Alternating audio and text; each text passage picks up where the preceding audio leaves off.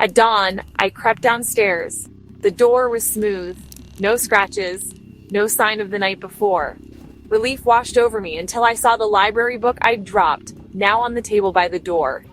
Inside, a child's drawing, a red swing, a crooked man, a house, and a girl with empty eyes in the window.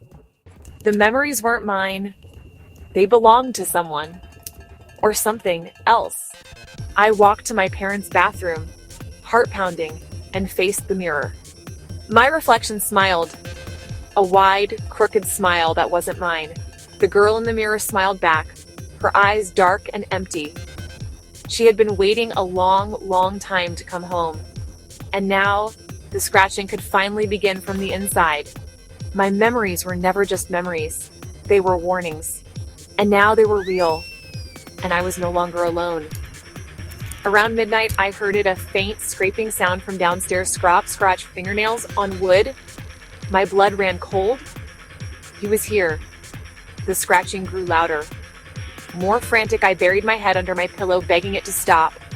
Then, another memory flooded in me. Standing before the bathroom mirror.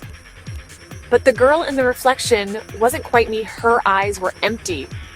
Her smile too wide, her fingernails long and jagged. She raised her hand and scratched at the glass.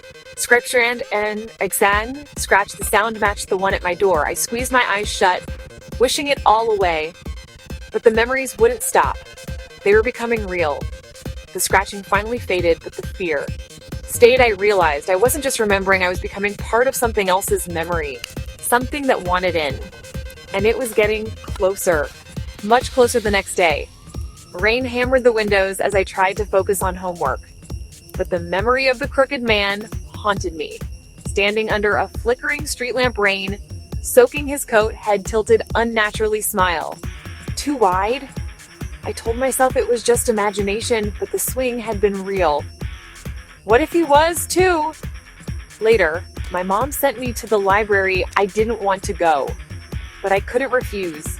The street was empty, lamps flickering in the drizzle. Halfway there, I saw him, tall, dark coat, no umbrella, head crooked, standing under the street lamp. I hid behind a tree, frozen.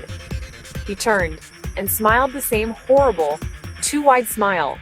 It was him, the crooked man from my memory, looking right at me. I dropped the book and ran, heart pounding, not daring to look back at home.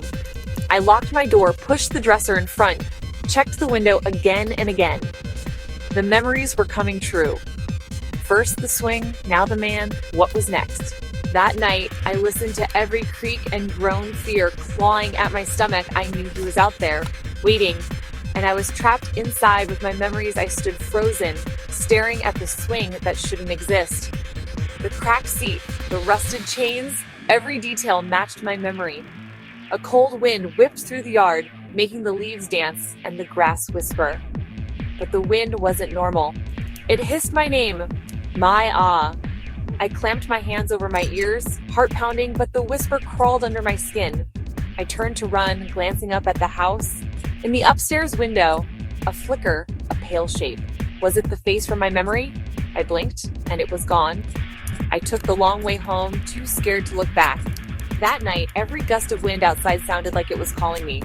I tried to think of normal things, but all I saw was the red swing. All I heard was the wind. Then a new memory, a tall, crooked man in a dark coat, standing in the rain, smiling a wrong, too wide smile. I'd never seen him before, but I knew. He was coming. The memories weren't just in my head anymore. They were warnings. And I was next. I remember the red swing, old, paint peeling, chains creaking like a ghost. I'd swing so high my toes nearly touched the clouds, the world below shrinking to a toy town. But my backyard never had a swing. My parents insisted. I dreamed it. Yet, it felt real. My name is Maya. I'm 12, and my mind is crowded with memories that never happened. A green birthday cake, a stray dog with mismatched eyes, none of it real. Or so I'm told. The red swing memory was the strongest. I could feel the cold chain, smell the damp earth, hear the creak croak. In the memory, I'd look back at a house I didn't recognize. In the upstairs window, a pale face with empty eyes, always watching. One day, walking home, I took a shortcut behind an abandoned house, the one everyone said was haunted.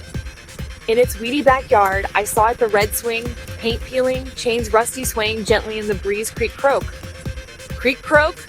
Just like I remembered, my heart pounded. Was this my imagination or something else? The face in the window haunted me even as I stood frozen in the overgrown yard. I turned away, but the memory clung to me. More real than ever, I never told anyone. Who would believe me? But I knew the swing was real, and so was the watcher in the window. That was the day I stopped trusting my own memories, and the day I started to fear them.